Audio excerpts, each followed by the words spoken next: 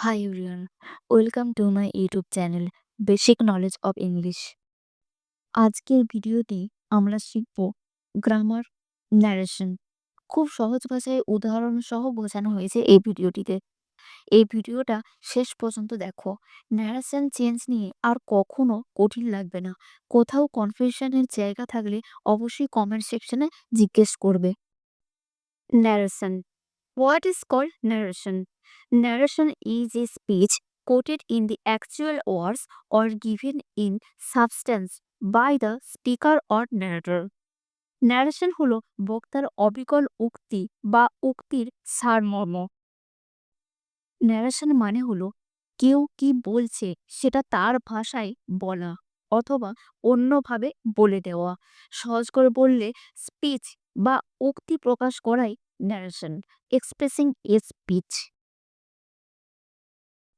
Kind of narration: direct narration, indirect narration অর্থাৎ প্রত্যক্ষ এবং পরোক্ষ উক্তি।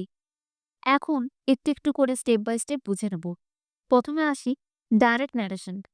ইট tells the speaker's exact words using inverted commas. যখন বক্তার কথা হুবহু তার নিজের ভাষায় বলে, অর্থাৎ ইনভার্টেড কমার মধ্যে এই লেখাটি লেখা হয়, তখন তাকে ডাইরেক্ট ন্যারেশন বলা হয়। Example: he said I am ill. এখানে হি হলো speaker, said reporting verb, I am ill reported speech. মনে রাখবে কোটেশনের ভিতরের কথা হলো রিপোর্টেড স্পিচ এবং যেই ভার্ব দিয়ে কথা শুরু হয় সেটি হলো রিপোর্টিং ভার্ব। এটি মনে রাখলে ন্যারেশন চেঞ্জ অনেক সহজ হয়ে যায়। এরপর দেখো indirect speech. It tells the speaker's words in our own words without inverted commas.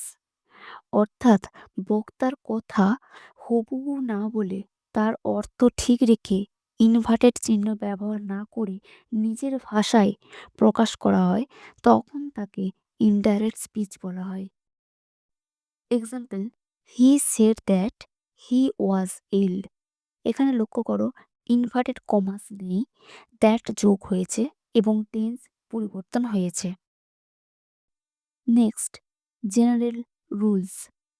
Direct থেকে ইনডাইরেক্ট স্পিচ করতে হলে কিছু সাধারণ নিয়ম মনে রাখতে হয়। পুরো ভিডিওটি দেখবে, তাহলে প্রত্যেকটা স্টেপ তোমরা বুঝতে পারবে। Number 1, A linker that if or whether is generally used before the indirect speech. অর্থাৎ ইনডাইরেক্ট স্পিচের আগে সাধারণত একটি লিঙ্কার বসে। সেটি কি হতে পারে? দ্যাট, ইফ অথবা হুয়েদার। এরপর দেখব লিঙ্কার কখন বসবে। স্টেটমেন্টের ক্ষেত্রে দ্যাট বসে। স্টেটমেন্ট বলতে মনে রাখবে যখন কোনো সেন্টেন্স কিছু তথ্য দেয় বা কোনো কিছু বলে। Next, yes or no question, তখন ইফ বা হুয়েদার বসে। কমেন্ট, রিকোয়েস্ট, অ্যাডভাইস এই ধরনের সেন্টেন্সের ক্ষেত্রে টু বসে। First example: he said I am ill. এটি একটি স্টেটমেন্টের এক্সাম্পল। এটি ন্যারেশন চেঞ্জ হবে হি said that he was ill. এখানে দ্যাট লিঙ্কার হিসাবে বসেছে। Next example: he said are you ill.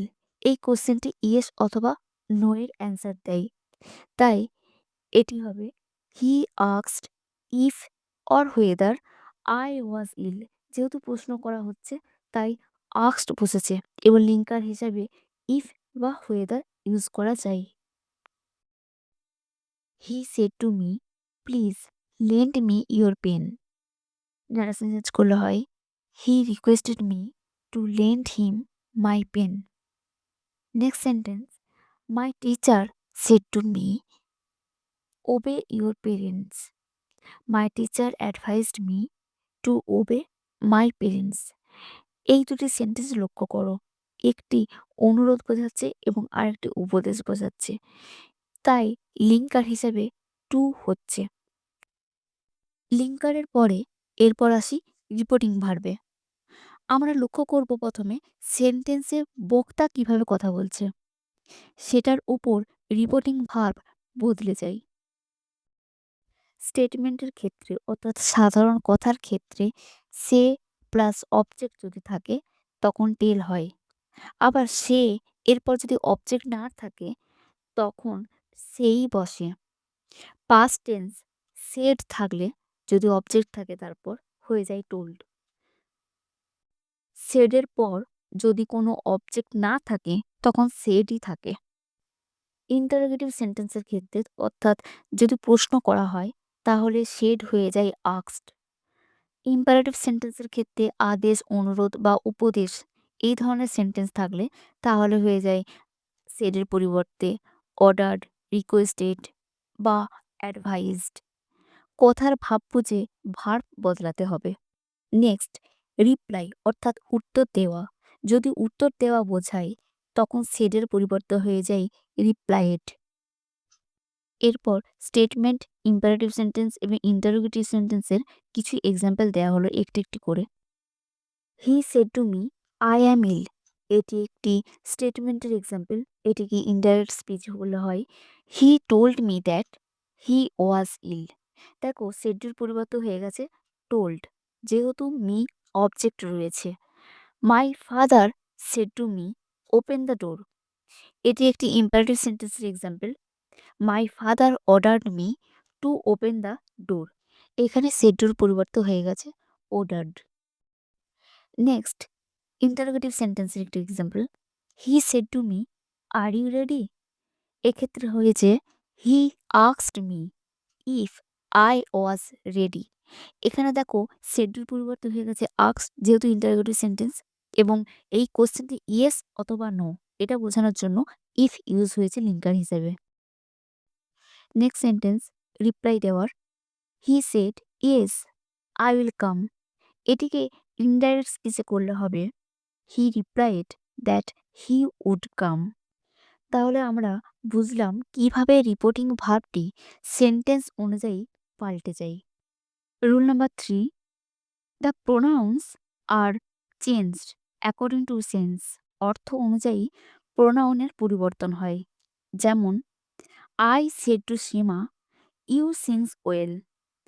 Indirect স্পিচে হয় I told Seema that she sang well. এখানে দেখো সি কাকে বোঝাচ্ছে? সীমাকে, সেই জন্য ইউ এর পরিবর্তে সি হয়ে গেল। Next example, he said to me I go to school. Indirect স্পিচে হয় he told me that he went to school. এখানে আয়ের পরিবর্তে হি বসে গেল। Rule number 4, when the reporting verb is in the present or future tense, the tense of the verb in the reported speech remains unchanged. যদি reporting ভার্বটি present বা future টেন্সের হয়ে থাকে তাহলে রিপোর্টেড স্পিচের ভার্বটি অপরিবর্তিত থাকবে। Example, he says I was ill. Indirect স্পিচে হয় he says that he was ill. আরেকটি example, Sandeep will say I will go. Sandeep will say that he will go. Rule number 5, when the reporting verb is in the past tense, the present tense in the reported speech is changed into the corresponding past tense. Reporting ভার্বটি past tense হলে reported স্পিচের present টেন্সটি অনুরূপভাবে past tense হয়। এরপর এই যে ছকটি তোমরা খুব ভালো করে মুখস্থ করে নেবে। এই চারটি যদি মনে রাখতে পারো তাহলে ন্যারেশন চেঞ্জ আর আটকাবে না। এরপর প্রতিটি টেন্স ধরে এই 5টা রুল স্টেপ বাই স্টেপ আমরা শিখব। রিপোর্টিং ভার্ব যদি প্রেজেন্ট বা ফিউচার থাকে তখন রিপোর্টেড স্পিচের টেন্স বদলায় না, একটু আগে শিখলাম। এখন আমরা দেখব রিপোর্টিং ভার্ব যখন পাস্ট টেন্স হয় তখন টেন্স কীরকমভাবে বদলায়। সেই জন্য এই চারটি আমরা মুখস্থ করে নেব। First rule, a simple present becomes a simple past. সাধারণ বর্তমান সাধারণ অতীত হয়। Example, he said I am okay. He said that he was okay. এখানে রিপোর্টিং ভার্ব সেডের জন্য অ্যামের পরিবর্তে হয়ে গেল ওয়াজ। এই সেন্টেন্সটি হয়ে গেল simple past tense.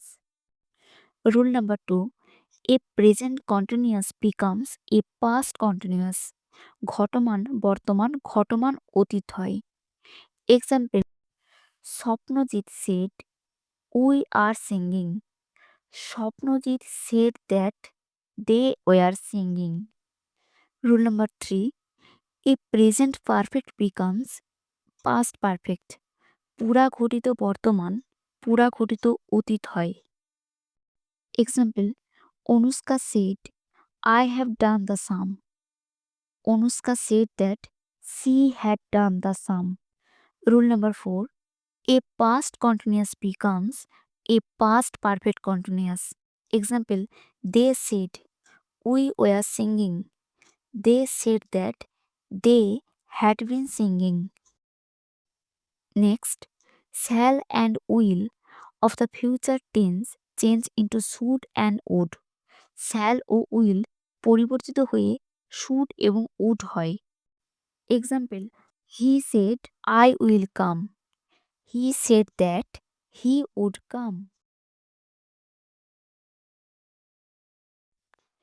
In case of a universal or eternal truth, the tense of the reported speech remains unchanged. চিরন্তন সত্যের ক্ষেত্রে রিপোর্টেড স্পিচের টেন্সটি অপরিবর্তিত থাকে। Example, the teacher said the sun rises in the east. The teacher said that the sun rises in the east. এক্ষেত্রে ভার্বটির কোনো পরিবর্তন হলো না, যেহেতু এটি universal truth. That's all for today's class. If you want to get the narration change worksheet, be sure to let me know in the comments. আর ক্লাসটি কেমন লাগলো অবশ্যই জানাতে ভুলবে না। যদি ভালো লাগে তাহলে অবশ্যই লাইক করবে, চ্যানেলটি সাবস্ক্রাইব করবে। আর আমি খুব তাড়াতাড়ি আসবো ন্যারেশন চেঞ্জের পার্ট 2 নিয়ে। ভালো থেকো সবাই, বাই।